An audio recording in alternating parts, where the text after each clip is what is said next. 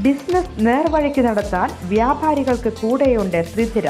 GST നോട്ടീസുകൾക്കുള്ള മറുപടി, registration, return filing, appeal filing, accounting, income tax return filing and project report തുടങ്ങി വ്യാപാരികൾക്ക് വേണ്ട നിർദ്ദേശങ്ങൾ ലഭിക്കാൻ ശ്രീധര അക്കൗണ്ട് വടക്കാഞ്ചേരി. ഫോൺ 9447077369. മറ്റൊരു നമ്പർ 9562467999.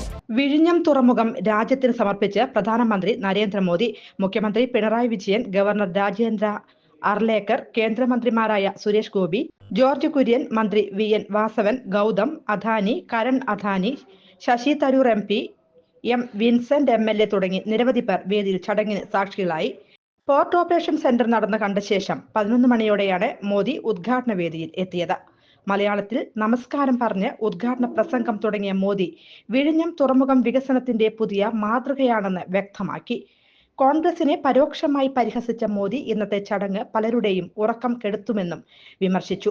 കേരളത്തിന്റെ സ്വപ്ന സാഫല്യമാണിതെന്ന് മുഖ്യമന്ത്രി പിണറായി വിജയൻ പറഞ്ഞു. രാജ്യത്തിന്റെ ചരിത്രത്തിന്റെ വിസ്മൃതിയിൽ നിന്ന് വിഴിഞ്ഞത്തെ വീണ്ടെടുത്ത് നവീകരിച്ച് വികസിപ്പിച്ച് സാർവദേശീയ തുറമുഖമാക്കി മാറ്റിയത് കേരളത്തിലെ LDF സർക്കാരിന്റെ ഇച്ഛാശക്തിയാണെന്നും അദ്ദേഹം പറഞ്ഞു. സ്ഥാപിത താൽപര്യക്കാർ പടർത്താൻ ശ്രമിച്ച തെറ്റിദ്ധാരണകളെ ജനങ്ങൾ വിശ്വാസത്തിലെടുക്കാതെ അതിജീവിച്ചുവെന്നും മുഖ്യമന്ത്രി കൂട്ടിച്ചേർത്തു. 1996 LDF സർക്കാർ രൂപീകരിച്ച പദ്ധതിയാണ് യാഥാർത്ഥ്യമാകുന്നത്. പ്രതിസന്ധികൾക്ക് മുന്നിൽ തളർന്നില്ലെന്നും അദ്ദേഹം പറഞ്ഞു. കൂടുതൽ വാർത്തകൾക്ക് ഞങ്ങളുടെ ചാനൽ സബ്സ്ക്രൈബ് ചെയ്യുക. ഫേസ്ബുക്ക് ഫോളോ അപ്പ് ചെയ്യുക. വാർത്തകൾ വേഗത്തിലറിയാൻ